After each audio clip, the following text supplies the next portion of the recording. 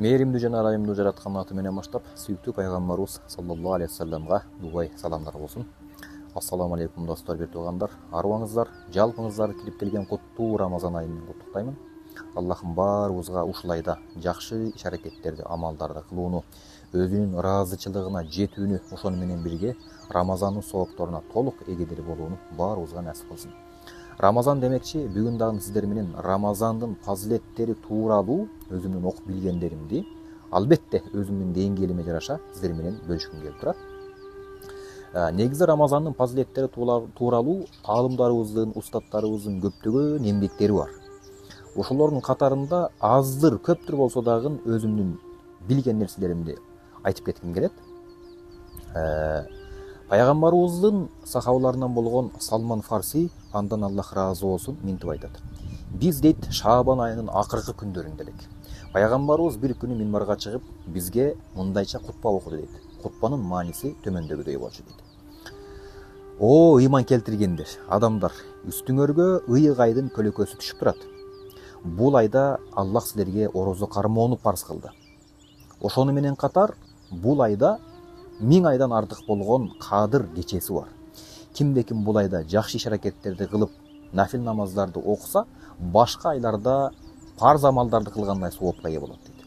А эгерде кимде-ким бул айда парз ибадаттарды аткарган болсо, парз иш-аракеттерди кылган болсо, анда башка айларда 70 парзды кылгандай соопко ээ болот дейт.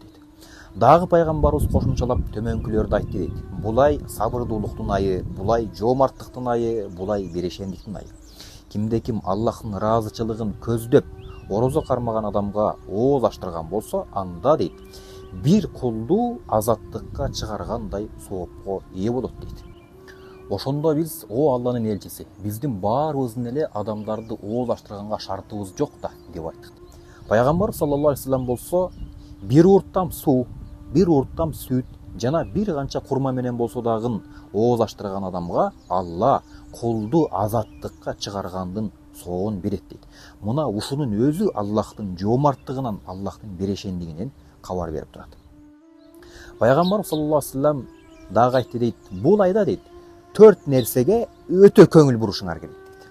Анын экөөсү менен Аллахты ыраазы кылып, Аллахтын ыраазычылыгына жетесиңер деп айтты, жана экөөсүнө силер дайым муктажсыңар дейт. Аллахтын ыраазычылыгына жете турган эки нерсе, анын бирөөсү Аллахтан башка кудай жок экендигине күбөлүк берип шахадат келмесин айтуу болсо, экинчиси Аллахтан жалбарып күнөөлөрүбүздүн кечирилишин тилеп дуба кылышыбыз. Мына ушул эки нерсе аркылуу Аллахтын ыраазычылыгына жете турган болсок, биз дайыма муктаж болгон эки нерсе болсо, бул өзгөчө ыйык Рамазан айында Аллахтан көп бейишти тилеп жана тозоктон куткаруусун суранып дуба кылышыбыз экен.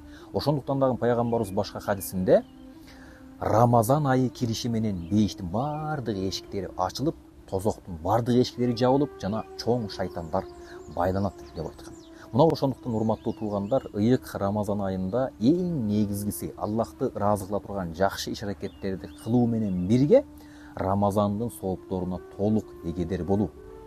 Сөзүмдүн аягында Аллахым ар бириңиздердин кармаган орозоңуздарды кабыл кылсын.